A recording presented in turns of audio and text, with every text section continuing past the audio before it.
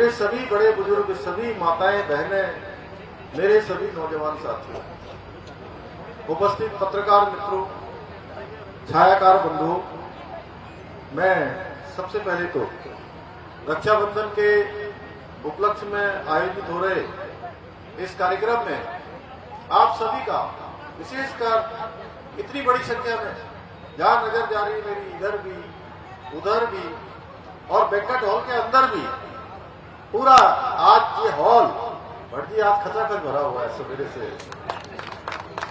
मैं आप सबका, अपनी माताओं बहनों का दिल से, हृदय से आप सबका स्वागत करता हूं, आप सबका अभिनंदन करता हूं, अपने सभी बड़े बुजुर्गों को मैं प्रणाम करता हूं, सबको नमन करता हूं।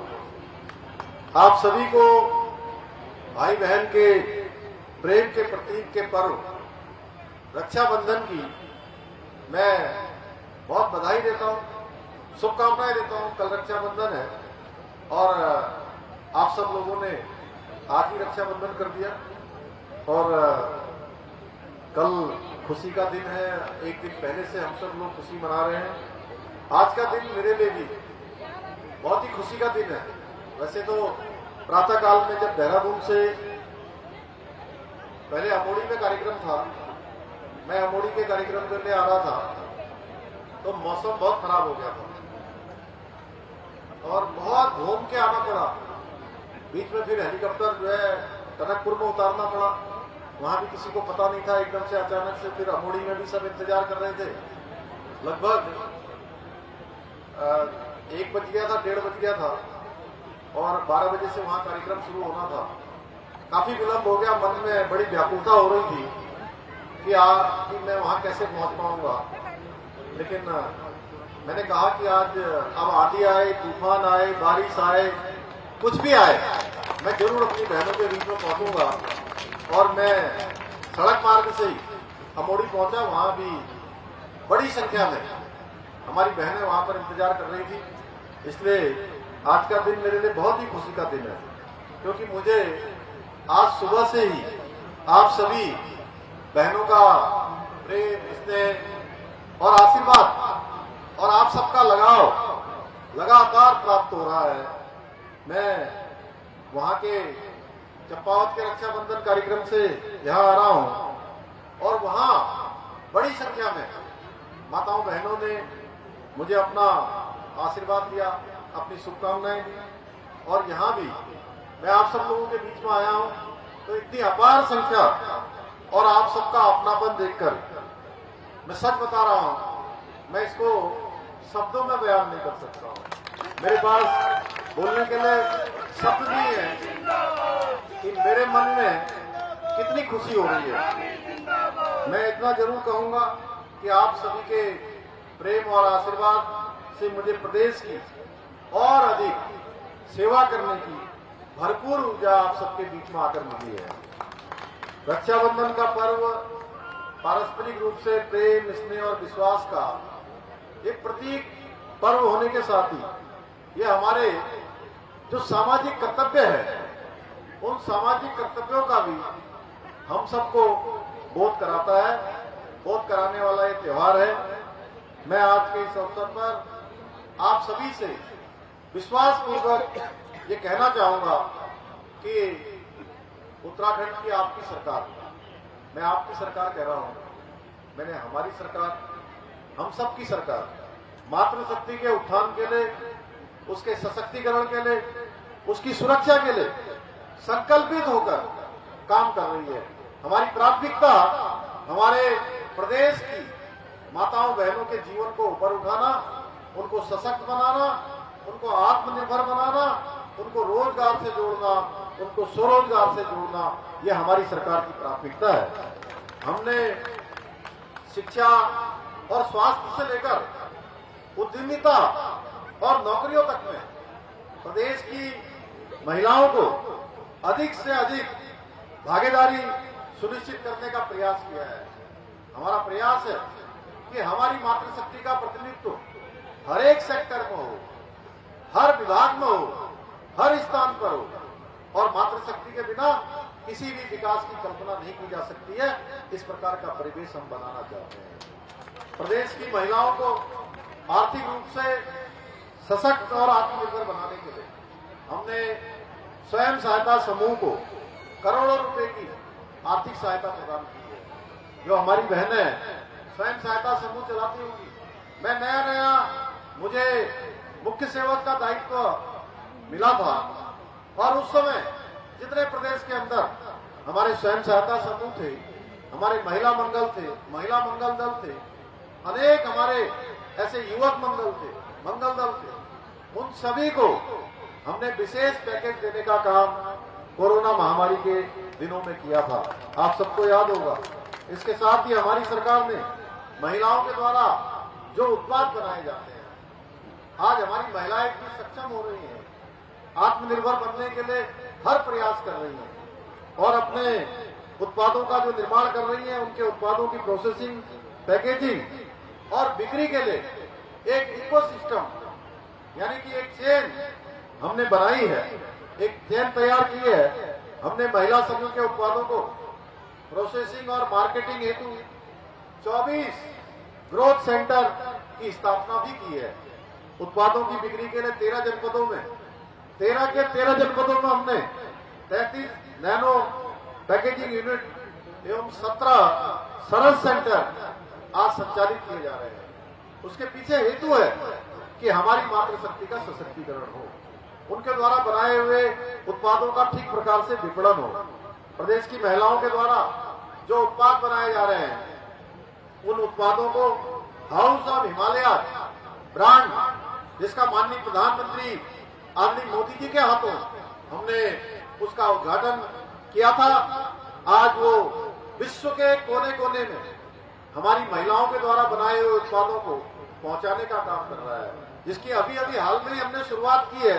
अभी तो केवल शुरुआत हुई है और शुरुआत में ही हमको पूरे देश भर से, दुनिया भर से तमाम डिमांडें आनी शुरू हो गई हैं कि आपके उत्तराखंड के ब्रांड हमको चाहिए, हाउस ऑफ हिमालय के ब्रांड चाहिए। और वो ब्रांड जानते हैं आप कौन से ब्रांड है? वो ब्रांड जो हमारी माताएं बहनें बनाती हैं, कुछ सिलाई के हैं, कढ़ाई के हैं, बुनाई के हैं, कुछ खाने के सामान है, कुछ मिलेट्स के सामान है, कुछ अचार के सामान है, अलग अलग प्रकार के रिंगाल से लेकर तमाम प्रकार के जो उत्पाद हमारी बहनें बनाती हैं। और हमारी बहनों की जो काबिलियत है, वो मैंने पूरे प्रदेश के अंदर जब पिछले 6 माह पहले नवंबर माह से हमने नारी शक्ति बंधन के कार्यक्रम उत्तराखंड के प्रत्येक जनपद में आयोजित किए थे। उन कार्यक्रमों में जब मैं अपनी मातृशक्ति के बीच में गया था, तब मैंने देखा कि हमारी मातृशक्ति के अंदर कितना कौशल है, कितना वो परिश्रम कर सकती हैं, कोई काम उनके लिए असंभव नहीं है। और उनके द्वारा बनाए गए उत्पाद अच्छी बड़ी कंपनियों को फेल करने वाले उत्पाद हैं। मुझे ये बताते हुए खुशी होती है कि हमारे महिला समूह ने मेहनत और आत्मबल के दम पर उत्पाद निर्माण एवं उद्यमिता के क्षेत्र में अपार सफलताएं हासिल की है। लखपति दीदी योजना के अंतर्गत हमने 1 लाख से अधिक बहनों का लखपति दीदी बनना, यानी कि 1 लाख की संख्या को क्रॉस करना, यह बताता है कि आप बहनों ने मेहनत करने में कोई कसर नहीं छोड़ी है, कोई कसर नहीं छोड़ी है। इसके साथ ही हमारी सरकार ने सरकारी भर्तियों में 30% का महिलाओं के लिए आरक्षण देकर मातृशक्ति को एक नया आयाम दिया है। एक नया काम हमने शुरू किया है, जिससे कि आज सरकार के जितने पद भी सरकारी भर्ती के रूप में आएंगे, उसमें 30% स्थान हमारी महिलाओं के लिए सुनिश्चित कर दिया है। आदरणीय प्रधानमंत्री श्री नरेंद्र मोदी जी ने पिछले 10 वर्षों में बेटियों एवं महिलाओं को हर तरह से सक्षम, सशक्त और आत्मनिर्भर बनाने की दिशा में काम किया है। वो लगातार काम कर रहे हैं। बेटी बचाओ, बेटी पढ़ाओ, सुकन्या समृद्धि योजना, उज्ज्वला योजना जैसी विभिन्न योजनाओं के जरिए आज मोदी सरकार देश की बेटियों और महिलाओं को सशक्त बनाने का काम कर रही है। वहीं दूसरी तरफ महिलाओं के संरक्षण के लिए, उनकी सुरक्षा के लिए हमारी मुस्लिम महिलाओं के 3 तलाक जैसी कुप्रथा का खात्मा किया है। नारी शक्ति बंधन अधिनियम देश की संसद में पारित करके आने वाले समय में 33% का आरक्षण विधानसभा और लोकसभा में सुनिश्चित कर दिया है। शौचालय का निर्माण हो, आवास योजना के तहत महिलाओं को प्राथमिकता देना हो, मातृत्व अवकाश में वृद्धि हो, बेटियों के लिए सैनिक स्कूलों का रास्ता खुलवाना हो, महिला सशक्तिकरण की दिशा में किए गए सभी कार्य आदरणीय प्रधानमंत्री मोदी जी के बनने के बाद ही संभव होता है। मोदी जी के बनने के बाद महिलाओं के उन्नति के अनेक द्वार खोले हैं। उनके जीवन को सरल बनाने के अनेक योजनाएं देश के अंदर लाई गई है। इसी का नतीजा है कि आज हमारे देश की महिलाएं खेत में अनाज उगाने से लेकर अंतरिक्ष प्रोग्रामों का हिस्सा बनने तक और खेलों में मेडल लाने से लेकर सेना में कमान संभालने तक हर क्षेत्र में हमारी मातृशक्ति महत्वपूर्ण भूमिका निभा रही है। हम प्रदेश के साथ ही चंपावत की जनता के लिए निरंतर काम कर रहे हैं और हमारा एक ही संकल्प है कि चंपावत हमारा आदर्श चंपावत बने और चंपावत आदर्श बनेगा, उसी का रास्ता उत्तराखंड आदर्श बनने का रास्ता, उसका मार्ग प्रशस्त होगा। करोड़ों रुपए की लागत से चंपावत जनपद में पुरानी सड़कों का पुनर्निर्माण एवं नई सड़कों के निर्माण का कार्य लगातार जारी है। जनपद में लोगों की आजीविका बढ़ाने के उद्देश्य से लोगों का काम धंधा बढ़े, उनकी आर्थिकी बढ़े, रोजगार बढ़े, हमने दुग्ध उत्पादन, मधु उत्पादन, कृषि, बागवानी, सुगंधित पौधों और फूलों की खेती, स्थानीय मसालों की खेती और होम स्टे निर्माण जैसी अनेक योजनाओं को आज बढ़ावा दिया जा रहा है।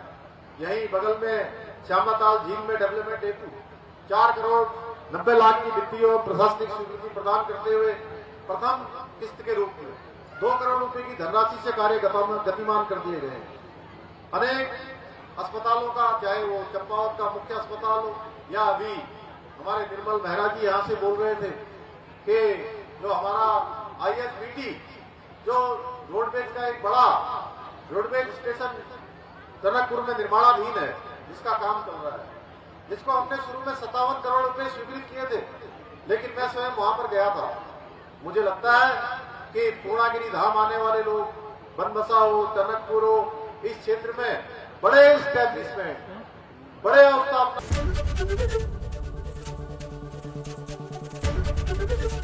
ABP गंगा, खबर आपकी, जुबान आपकी।